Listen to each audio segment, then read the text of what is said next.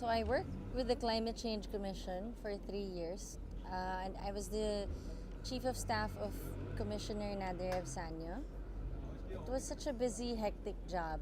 So I think it involved traveling and policy work, and because it had work that involved the international negotiations, national policy making, and my favorite place in the Philippines, Camotes.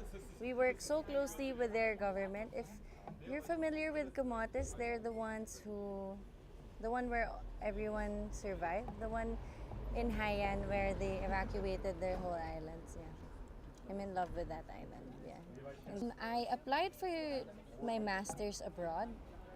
So luckily, I was fortunate enough to be granted this scholarship by the DAAD, and now I'm gonna pursue my master's in climate science and public policy. I graduated in Ateneo 2010. I majored in psychology, but I pursued my thesis on environmental attitudes. Our thesis advisor had this homework for us. She said, your passion, it's due next Thursday. So, okay, pressure. No, so I realized, I gave it a week, and so I realized that the environment is really my passion, and that's what I would dedicate a year's worth of work to.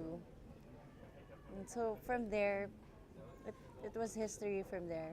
Right now, I'm taking a language course. As part of the scholarship, they want us to learn German for 6 months first before we take our master's.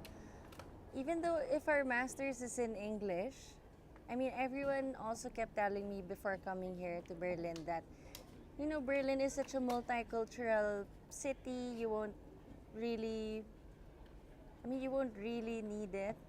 I mean, you can survive with English.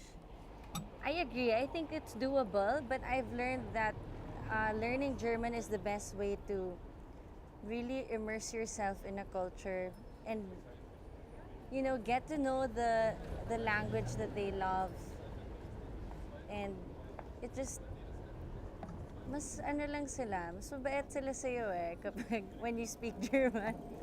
No, it's just such a good lesson. The program itself is for 1 year master's. My plans. I definitely want to give back to the Philippines. I feel like there's so much more to do.